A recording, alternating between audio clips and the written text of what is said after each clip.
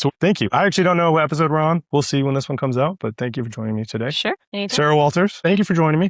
I want to talk about your business for a little bit, but before we do that, if you don't mind, maybe just give me a background, where you're from, what you're about, how you ended up in the bustling metropolis of Gray Forest. Bustling metropolis, huh? Yeah, that's right. That's about right. That's about right. I'm from Michigan, actually. Okay. So I lived there about 20 years, moved down to Texas because I got cold, and started flipping houses.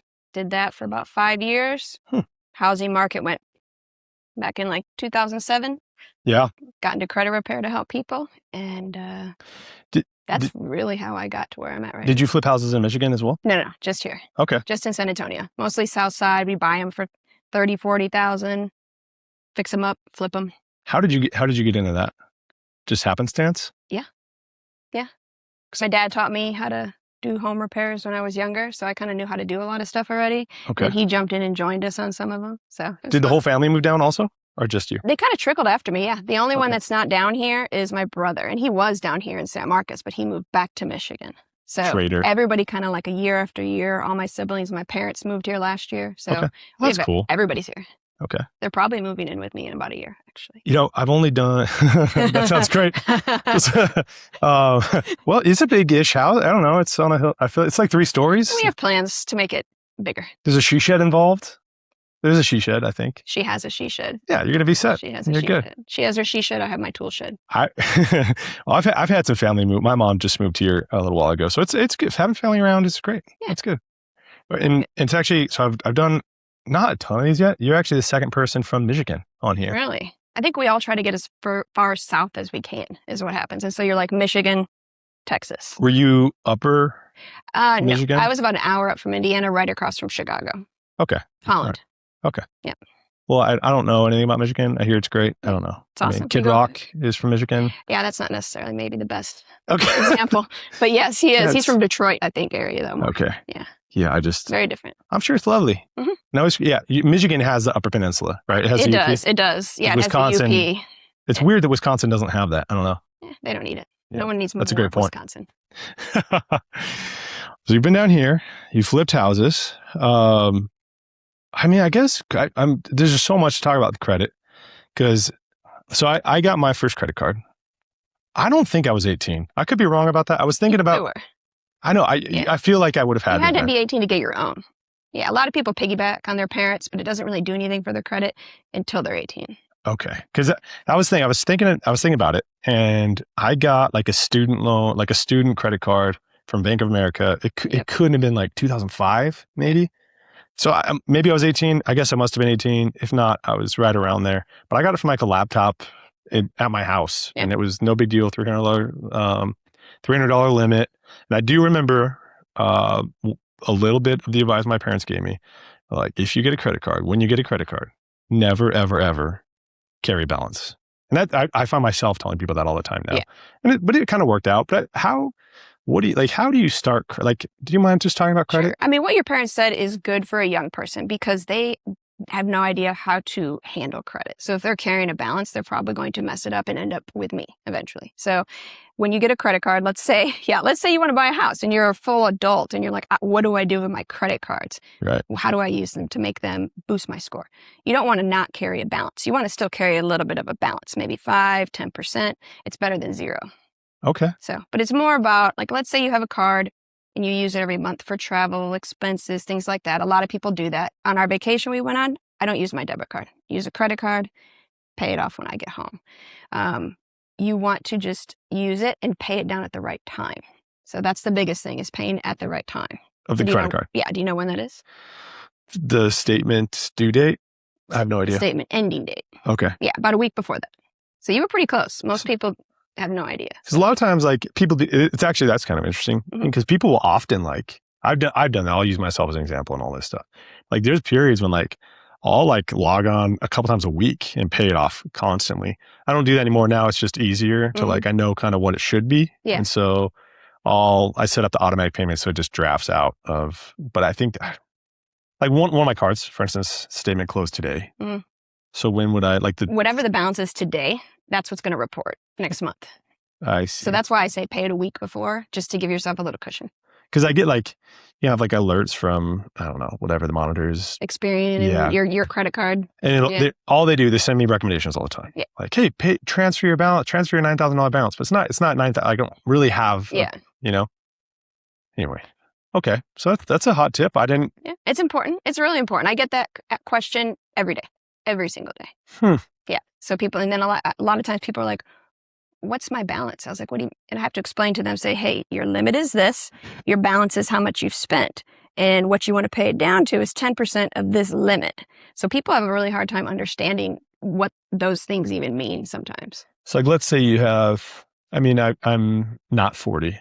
People sometimes are surprised by that. Yeah. But I'm not 40. They think you might be 50. Okay. Yeah. Well, I got some time till 40, not a lot of time. Well, like there was times when, like I remember a credit card limit was like $2,500. So I was like, oh my gosh, it's so much money. But now like banks are constantly like, hey, we'd love to increase your limit. So if I'd have $20,000 limits if they let me, right? Yeah. Or maybe I do. I don't even know. There's nothing wrong with that. It's not bad for your credit to have that. To have the limit. Yeah. But then I theoretically, and we're not giving any specific advice. So I want to make sure everybody is aware of that. We're just chatting here. Disclaimer. Yeah.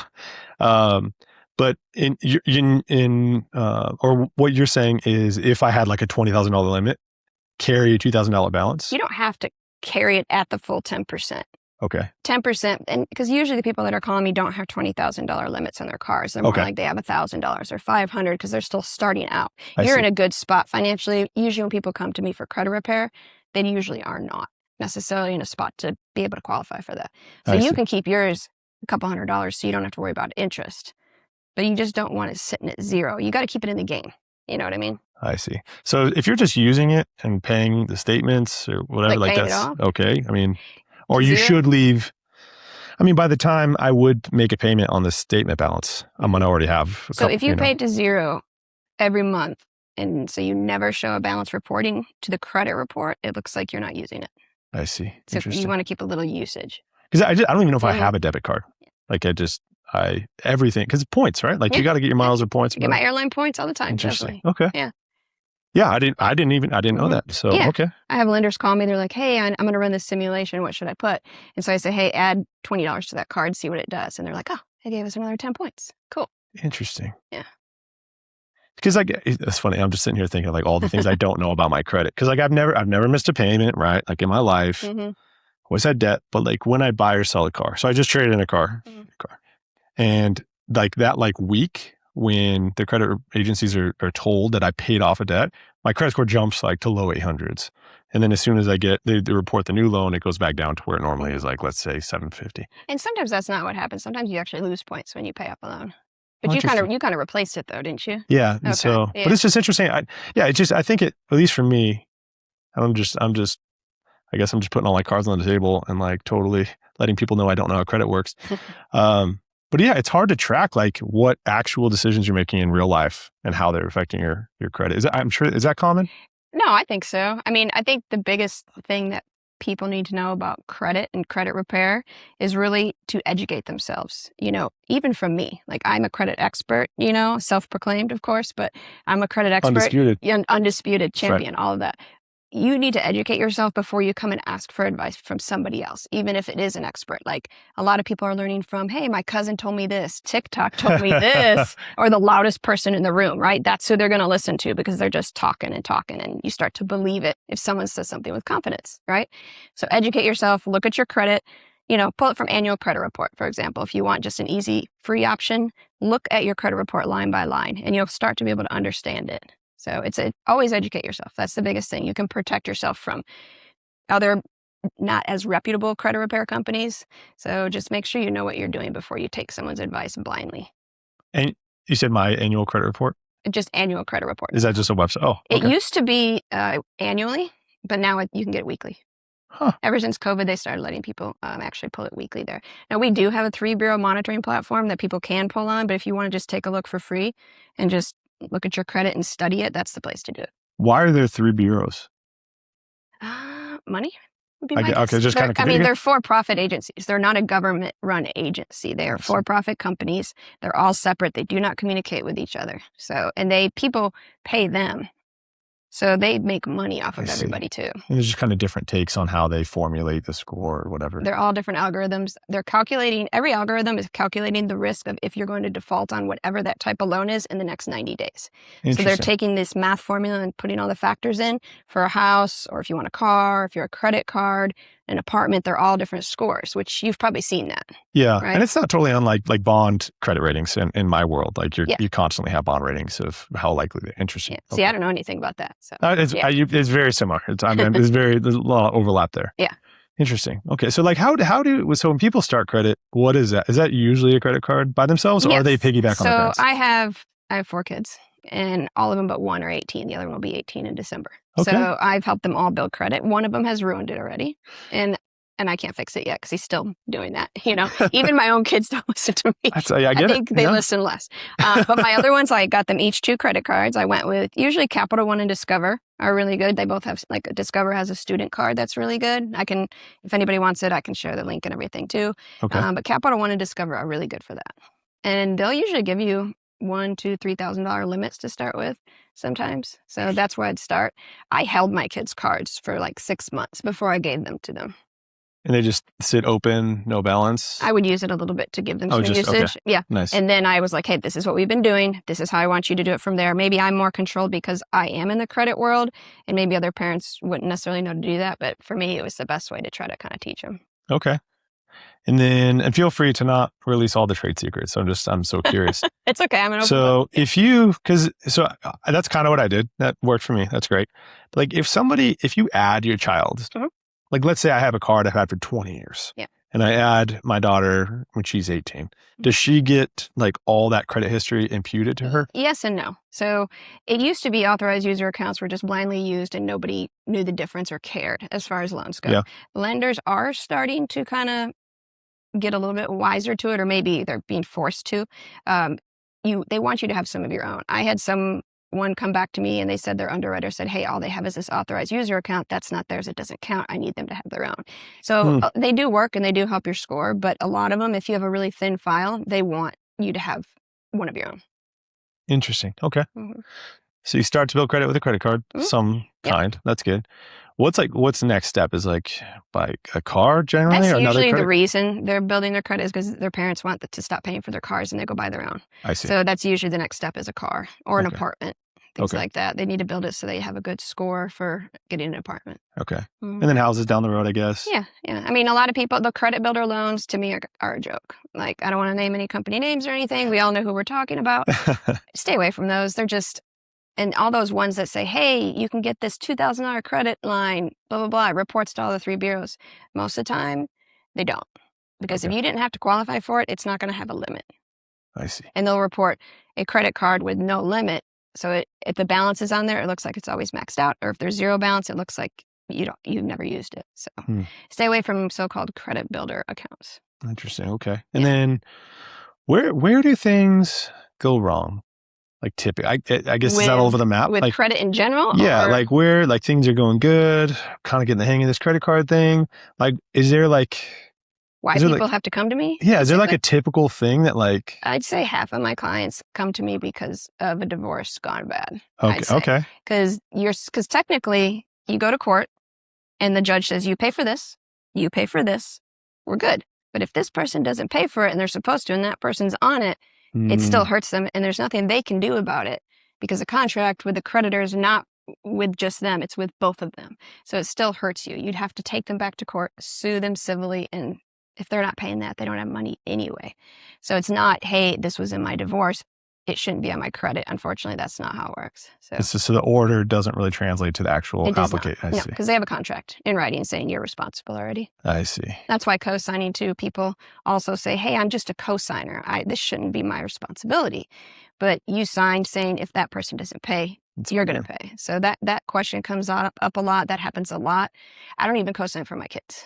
Like, I'm going to say, hey, if I'm going to be on something, I'm paying it and you're paying me. Like with their cars, I didn't co-sign for them. I'm making the payments, and then the ones that do have a job pay me for it, kind of thing. The ones that do have a job, yeah. The ones that do. Kids, man, I'll tell you, yeah. Yeah, with 4 of them. You never know. You have a bunch of kids, I have 4 too. They're not there yet, though. They're not there. I don't know. Their one turned 13. The oldest one's 13 now. Okay, so getting closer. Getting Good closer. luck. It's going to be fine. It's fine. I'm not worried. I It's going bet to be you're a fine. softie anyway. So I don't know. It depends on this weekend. My wife is headed out of town. Little girls trip to Charleston, and nice. so I have all four. So if you want to pray for me, that would be just phenomenal. It's going to be great. It's gonna be great. Girl dad. It's going to be great. It's going to be great. Anyway, I'm off topic. So I guess how does credit repair work? Like, because nobody's trying to have bad credit, I think. No, I mean, some people, sometimes when I look at it, I'm like, did you try to do this? Like, it looks like you've never paid anybody. And you can tell a lot, like my credit report, they'll have like a moment in time where their credit was bad. And then there's people that have bad credit their whole life. So you can kind of tell who's probably going to be successful, in it. But credit repair it's a mystery to a lot of people. They're like, well, why don't I just do this myself? Which, people could do what you do kind of themselves. They could do what I do themselves. They could repair their car. They could paint their whole house. They could do anything themselves, but they don't want to because they don't have the time, the expertise, the know-how, the knowledge, the laws, all of that. So credit repair is using the laws that protect consumers to help consumers. So like, let's say you come across a company, a credit repair company. You've probably seen them. They're like, hey, 30-day credit fix, guaranteed, $750. Sounds cool. Sounds great. Sounds great. If someone's telling you that, they're selling you. They're not helping you. Okay, that's what they're doing. They're selling you on something. And if they are actually getting results, it's not legal, whatever they're doing. So you got to watch out for that. What real credit repair is education. So yes, you dispute things that are eligible for dispute, but there's also other things that a credit repair company can't do for you. Like sometimes there's accounts you have to settle in order to get them deleted. So we can advise them which ones to settle, give them a script on what to say, who to call so they don't call the wrong person, but we can't call them. But once they settle it, we can help them get it off their credit report. So it's strategic, it's utilization, it's seeing what actually does or doesn't have to be paid. It's advice. I would say it's a lot of education is what real credit repair is. It's a lot of parallels between what we do, I think. I think so. Just helping navigate. Yeah. Like it can feel like an overwhelming, complex thing, but you just got to kind of opportunity cost. Like what's the biggest bang for your buck here? What are we trying to do? Yeah. And then interesting. Most people that come to me, they're like, I don't want to do this myself. That's why I'm coming to you. I would. And you touched on it. Like people, anything that I try and do to save a buck, like it's just not, even if I do it, it's just not going to be as good as if. Yeah, it bites you in the butt a little bit. And I should have just done what I do. Like what I do is wealth management. That's where I maximize my value per hour. It's just better to do that and then pay somebody else where they're maximizing their value per hour. Yeah. Like just kind of the whole economy is based on that. So I'm a big fan of that. What about like, so one thing I do, actually the first one today is I just started this Financial Foundations Academy. And it's just like this open complimentary webinar where I just try and lay like the basic foundations for financial wellness. That's good. Like how do you do a budget? Yeah. What is a stock? What is a bond? That kind of thing. And it's not like it's complimentary. Like I'm not charging for it, but I just feel like there's so much into like you have to invest back, you have to educate, you have to help people on the front side. Do you do like a lot of education before or thought about that? Or I'm sure you get questions all the time. I have clients that call me from years ago that are like, hey, I'm sorry to bother you, but I just wanted to ask you this question to see if maybe you can help me. And so I have people call me all the time for education questions. I'm always happy to help people that just have questions. I'm not here just to make a buck. Right. Oftentimes I'm like just giving advice like, hey, if you do this, get all this stuff done and then come to me. You're not ready yet, basically. So I do have those conversations as well. Interesting. Yeah. Any other commonalities you see when working with people? Like, man, if they just wouldn't do this, or here's just a tip, or that's kind of an open question. I didn't prepare you for that. I mean, that's okay. I would say the biggest thing that I wish people wouldn't do is cosign. And I know we already talked about that, but that's probably the biggest thing that I would say is the biggest thing not to do ever. Ever, ever, ever. Interesting. Yeah. And if you're a couple, let's say you and your wife want to buy a car, don't put both of you on it. Yeah. Don't put both of you on it. Because what if something goes bad? At least one of your credit is good. Like, you said maybe a joke of some kind. I have a really bad one. I love jokes. Okay. Yeah, let's hear it. So they always say, what is a significant other? It stands for sign if I can't. That's good. Yeah. No, I like it. I like it. Yeah, there you go. Yeah, I don't want to, divulge too much on a public podcast, but I own a business. I was doing a business. Right. Like there's a lot of complexity to that and the finances. There's There a lot really of control is. over kind of how that unfolds, where who's getting W-2, K-1s, all that stuff. And so I will say my wife owns our cars. I own the house. I think she's on the house. I feel like she's on the house. Pretty sure she's on the house. I should know that. I'm sure she's at least on the deed. She's got to be on the deed. At least on the deed. I'm pretty sure. See. We might have to talk to her after this to make sure you're not like. I'm sure that's the case. Okay. But yeah, it is like you really should. I guess that goes back to your point, education, being aware of how the system works. It's not like I think people approach things from like this is how it should be, like an ideological standpoint. I get that quite a bit. And it's that's just, I wish it was that way, but it's not. And so play the game by the rules of the game. Don't try and change the game. Yeah. You know? Yeah. Don't try and reinvent the wheel. There's no reinventing, especially in the credit world. There's nothing to reinvent. Yeah. Really. Not at all. Interesting. However, it is a cool time that I'm here with you today for a very specific reason. It is a credit. I mean, credit. No, I'm going to tell you. Oh, okay. Really cool. Okay. The suspense. The suspense is killing you. So today, I don't know if you know this, but we've been working on an app for our business. I did not know this. It is a AI DIY credit repair platform, and we actually submitted it today to the App Store for review.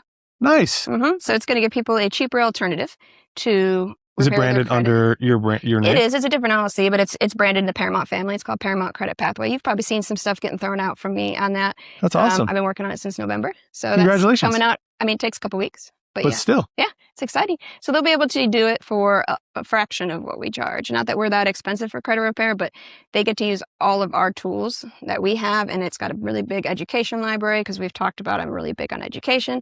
And so they're going to have access to all of that. It's going to basically read their credit report using my AI built logic. So it takes my brain, the big brain, that's what Ashley always says. That's right. And puts it into AI to spit out how to repair your credit report. So they're going to get that plan, and it takes them through the disputes, what to do, what to settle. So for, I'd say about a quarter of what we charge now. That's awesome. Does it also have just like monitoring? Like let's say you have good credit? Yes, absolutely. Okay. Yep. We actually built our own monitoring platform. Oh. So we have a 3-bureau monitoring platform that we launched 3 months ago. Yeah. Would it help with like, it's like a lot of my clients, right, potentially have good credit, but like sometimes depending on what generation you're in, some scams are more compelling and there's a lot out there. There are just a ton. Yeah, they're fresh. So like I'll get a call from a client. It's like, oh, I got this email and I clicked on it. Like, what do I do? And I'm like, I don't know exactly. Like, I don't know. Like, tell me more. Like, I need to understand. But a lot of times, like, do I just go freeze? I'm like, I don't even know how that works. Is that something? Freezing your credit is very easy. It's online. If anyone ever wants to do it, I'll just shoot you over the link. You can even Google it. Freeze my Experian, and the link is right there. Freeze my Equifax. It's right there. It's free, and it takes 5 minutes. So you can do that. However, in our monitoring platform, it does have ID theft insurance and everything on it, student loan assistance, subscription manager, 3-bureau monitoring, everything. So they actually have some assistance there too if they ever want to use it. That's cool. And you said, the process is a couple weeks? Yeah. Well, the monitoring is just for anybody. It's just like using my FICO or Experian. Yeah. So that's just for anybody. It doesn't matter about good credit or bad. But yeah, we have to go through Apple's review system and Google. And that takes a. Well, I need 14 test users for Android. I know one person that has an Android. I don't have an Android. So if anyone has an Android, let me know because I need do some know testers. a few. I mean, I can look through all my texts and see who has green bubbles. Exactly. So yeah, Apple's not like that. Android though, they're very like you need a 2-week, 12-user test period, closed loop. Apple's like 48 hours. Good to go. Yeah. Well, congratulations. That's very cool. It's exciting. Yeah. We just want to make it available to everybody. If they can't afford our services, maybe they can afford this. Yeah. And again, even if it's just, I feel like it's super important to cast that net so everybody has the opportunity to engage with it. Because engagement, education, I think we agree that's going to lead to better outcomes most likely. Yeah. I think we're on the same page there. Yeah. I think we have the same kind of work ethic in that way, or moral, or whatever you want to call it. I like it. Yeah. Yeah. So what got you into credit repair? So you're flipping houses. I was flipping houses in the market. Usually we'd flip a house and the market was hot in early 2000s. We were just flipping houses, right? They'd sell 2 days on market, just boom, boom, boom. And then we held one for 2 months and I'm like, oh, sure. And it was the bad one too. It wasn't even like a nice, sweet deal. It wasn't great. It ended up having foundation. So you know how that goes. So it wasn't a good one to hold. We sold it in 2 months, but still. So I started looking into like, what's the problem here? And the problem is, all these lenders bought all this bad paper, bunched it in with good paper and sold it. And they just got screwed. basically. Yeah. And so does everybody else. And so that's why everybody's credit started getting bad. And so all the requirements to buy a house just got tighter and tighter. Before it's like, hey, you can chew gum and walk, you can buy a house. Right. But now Yeah. you actually have to have good credit. And so that got me into thinking about what I could do to help these people actually buy a house. And I was tired because I did a lot of the fixing side of Yeah. the flipping. So I was just done with that too. So you've been doing it like a while. 2007, yeah. That's like 20 I was years. pregnant with Yeah. my daughter. I put an ad in the newspaper, said home buyers wanted with bad credit. We have a plan, blah, blah, blah. And people just start calling me out of the newspaper. I'd go out into San Antonio, pregnant from 9 to 9, Sorry. 7 days a week. We put out bandit signs. Like I started off hardcore. So that was how we did it back in the day, guys. There wasn't the social media podcasts and things. It's crazy. Like, it's crazy to think, because like I'll go to some North Side high schools, or I'll talk to kids in high school all the time. Yeah. And like they were born like after what we're talking about. They were born after we graduated. And That's it's just insane. crazy. I'm older than Google. We're both older than Google. I know. So like talking about like a newspaper, like advertising a They're like, newspaper doesn't even compute in their No, brain. they're like, what do you mean a newspaper? Yeah. And that did amazing. Oh, I'm sure it did. was so great. Everybody had newspapers. I mean, I had appointments every 2 hours from 9 to 9 every day. Good for you. So it was just like busy. Seeing the opportunity. That's awesome. Mm-hmm. Yeah, it was cool. I had my broadband card, my laptop. I'm like, let's go. And my book with my presentation. Yeah. You're stone cold. I don't even need this anymore. I don't even need this anymore. It's just. So as Paramount, did that launch in 2007? It did not. Okay. So I did start my company myself back when I was previously married. And then when we did get divorced, I said, hey, you can keep it. And I'm going to just branch out and do my own. So I said, here's my baby. I'm going to create a new baby. I see. Yeah. That was like 2014. Okay. So you still, over a decade here at Paramount. Still a long time. Mm-hmm. How do you like being business owner? I love it. It sounds like you've always been kind of entrepreneurial. Very much so. Like I was 19 when I moved here. So I worked for Kirby Vacuum Cleaners for door to door. Door to door. Oh man, I've seen it. Yeah, I love that. Oh my God. And if you want a person to be a salesperson, go through their training program because it's amazing. It's very, very good. I hated it, but it was great for a 19-year-old. So that's how I started in Austin for a year. And then I started flipping houses. So I was 20. I remember, I think it was Kirby. Like there was a door-to-door salesman that came. I was like in middle school. My mom bought a vacuum. They're really good. They got me with like the picture of them, like the bugs that live on your mattress. Oh, we would go with these little dust things. We'd vacuum the mattress and lay all the dirt around your house. Yeah, it was nasty. Man, it's very effective. Very effective. It is. You're like, you're filthy. Yeah, I mean, it's yeah. Yeah. It got me. I didn't sleep that night, and she bought. Now, vacuum was expensive, and I think when I sold it, it was $2,000. Yeah. Yeah. It was a hard sale. So that's how I started out, really. That's not even relatable to people anymore now. It's really not. Because like it used to be, like you knock on a door, oh, somebody's visiting us. Yeah. Now it's like, who's in my house right now? Let me pull up my Ring camera. Yeah, I'm not going to answer the door. I'm going to look at you from my camera, but I don't want to answer the door. The UPS guy came to my door and knocked today. I was like, what's the deal? Why is he knocking? We can't just leave. Yeah. I've tried to sign online. Needs a signature. Yeah. Sorry. Okay, sorry. It's jarring. It is. It's very different now. So, but you like it though? You enjoy entrepreneurship? Oh, I love it. I don't think I could ever work for somebody again. I'm always gonna, if this didn't ever work eventually, which I will, I have no doubts about that. I'll find something else. Yeah. Yeah. But I'm here to stay. I've been doing this so long. Like, we have a good reputation. We do good work. That's why we're still here, and that's why you don't see a bunch of junk about us online. It's all good stuff. My parents were I guess boomer generation. And so like I feel like that generation was like, no, go to college, get a degree. And that worked especially worked for their generation. And it still works. Like if you could do that.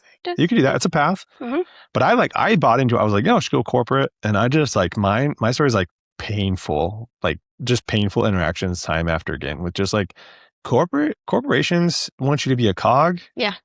Or nothing. Like, don't be a problem. And I was always a problem. I think you probably were. Yeah, always. Yeah. I mean, if we were both there, we'd be a big problem. Yeah, big problem. Just, they're talking. You need to, stop. One of them needs to go. Did they make a joke? Did they laugh? But yeah, it's 5 years this Thursday. And I look back and I think to myself, 5 years, huh? I know, crazy. Nice. I think back and I think like, I was Stockholm Syndrome is what it was. Like I was suffering from Stockholm Syndrome, which is just like that feeling of like, these prisoners and hostage takers are dependent on each other. Like I just felt like, man, I look back and I think like, man, I just wasted so much time. And it's not all wasted, right? You learn and you get better, but I don't know. I just can't do it. Yeah. I mean, I started the same way as you. I went to college for international business. for Fun. a year. And then I was like, oh, Yeah. I fell asleep and I said, that's it. I'm done. I'm not made for this. My kids are all in trades, welding, mechanic. Uh, So I And thought that that's leads to pretty cool too. entrepreneurship too. Yeah, it is. My son's, he's going into body work now too, because he really enjoys that part of it. So he wants to have his mechanic shop and his body workshop. So Yeah. they all have it in them a little bit too. We had that my firm is named after my brother-in-law. He passed away, but he was like for all in our 20s. Like everybody had a college degree except for him. Mm-hmm. But he was a union electrician in California, and we're all just like looking around, like struggling to get that next corporate job or whatever. Yeah. And he's just like out here just charging union wages, making like Heck yeah. living the dream. He bought a Kirby vacuum. Fun fact, he did. Yeah, they got him with the Kirby vacuum, but he had one. But no, and do you have any favorite parts of entrepreneurship or any other things you think about if you didn't do credit repair? Gosh, I've been thinking credit, like I'm always trying to find ways to do things better and more efficiently. I'm a very detailed person, so I'm always focusing on that. So I have a hard time being like, well, what if I should do this instead or that? Sure. It's all kind of credit related, like with the app and the monitoring and everything. And we help a little bit with business credit. We don't repair business credit because it doesn't have the same laws that protect a consumer at all. Because when you're working on business credit, you're not a consumer anymore. So the laws don't protect you quite the same with disputes. I'm almost embarrassed to acknowledge I don't even know how that works. Like I have business. You probably have business credit. Like you have what's called, instead of a credit score, you have a paydex score. And it goes through your DUNS number and everything. Of course, my DUNS number. Of course, your DUNS, not DUNS. DUNS. Okay. DUNS, D-U-N-S. Oh, DUNS, of course. You know your DUNS number, come on. I have no idea. No, not like the actual number, but you know you have one. Of course I do. Okay. Well, you can go on nav.com. And you can get it all set up there for free. I could say, if I don't, I feel like I should do that. You should, because you have to set it up. You can check it. I mean, you don't have to. Like, you do need to register for a DUNS number. Okay. Like a lot of companies will ask you for that. Like a lot of times a merchant servicer will want that. So you may have it and you just don't know it. Maybe did someone set it up for you probably? Because I don't really have merchant processing or anything. Yeah, I guess not. I only do because I have to I don't use it for my credit repair company. So. But like I have business credit card. Yeah. And I have that multiple. Goes through your EIN though. Yes. Mm-hmm, so that's different. Okay. It's still your business report. Like you can go Experian Business Credit Report. They have their own credit reports too, but you can't go in and you can try to hire somebody to repair your business credit, but unless it is 100% blatantly obvious, fully documented error, which most people don't have that information, there's nothing you can do about it. But we can help you build it. I know I can definitely help people build it, but I'm not going to work on repairing it. Because I don't have I took out like a small loan, let's say hypothetically, from a bank just to help build out the office because why not? Sure. So I had a business loan through a bank. Would that make me have a DUNS? Yes. I mean, you have a paydex score. A good paydex score is 80. Okay. This is brand new information. I know. No, if you get on nav.com, you can pay. They won't give you your paydex score without you paying for it, but you can set it up so you can see, and they'll give you like, hey, you could probably get this and do this and this and this to build your credit.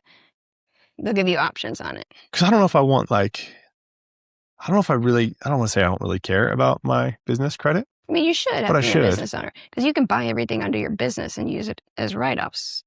Which I would only do according to IRS standards, of course. Obviously. Yes. like for business purposes. Like, of course. Like Ashley runs a Key to Gifts gift basket business. Great stuff. Love them. Excellent, beautiful, creative. Yep. She can buy a vehicle as long as it weighs over 6,800 pounds. We're talking section 179 right now? Maybe. I don't know. I like it. I don't think so. Okay. You're close. There's different rules. Yeah, you're close. Check with the tax advisor. You can, check with the tax advisor. I am not a tax advisor. Do not take this advice. Always this is just according to my account. So, that's right. Yes, but as long as you're using it for your business 100%, you can do that. That's why you see a lot of rich business owners with like Range Rovers and G-Wagons because they weigh a lot. Yeah. I know I'm not a pro at all that. I know there's weights and you can write it off like. Anyway, it's split out over years usually. Yeah. It's not all at once. Usually it's like, I'm not going to say the exact numbers, but I think it's over like 3 years or something like that. Yeah, no, I'm a big fan of vehicles. Vehicles? Vehicles, car vehicle. Like I have, the Tesla and then the car I have now, like I was just talking about the trade-in. Yeah. It's a business car. I mean, why not? Yeah. You have to. So, definitely. I think for me though, like I think what would be appealing for me in my business is property acquisition. Or like having my own office. Mm-hmm. And so that would be important to have a DUNS number. I mean, a lot of times I feel like I keep saying that wrong. DUNS? Not DUNS. I'm going to get you a hat if you want. But DUNN. you saying Pan or Pan? D. Pam with a pan? sorry. We'll Pan. It's Pan. It's definitely Pan. Pans.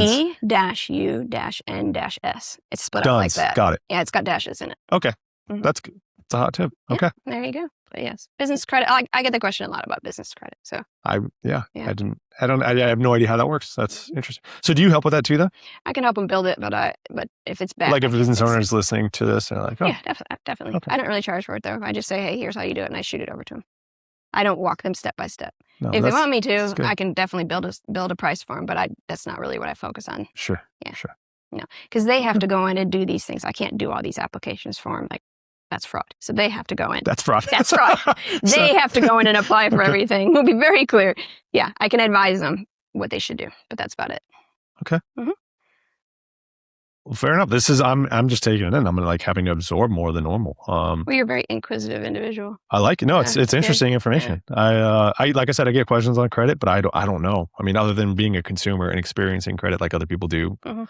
I don't know. It just seems like, pay off things, but it's always more nuanced than Yeah. that. There's more to it than that. No, I know. I see people on like Shift Talk and all that stuff online on Facebook, and they're like, "Oh, just repair your credit yourself, or just do this yourself." And people are like, "Well, I really just want to have some advice. Like, Yeah. yes, I could do this myself, but I'm asking because I need some help." Do you think that is because in my industry that is very common? Like one in Yes. 3 people is a do-it-yourself investor, Mhm. and it's like almost the way it's talked about is almost like with this.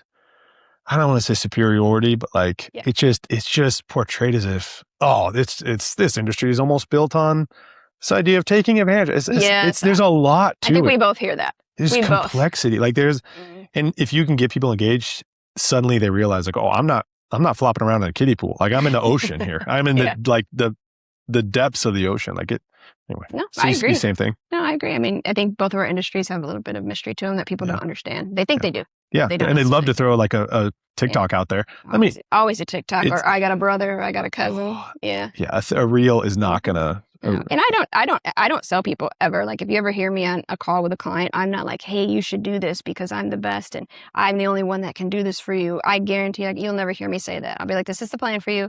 I'd be happy to help you. If it's something you want to do, you let me know. We'll get you signed up.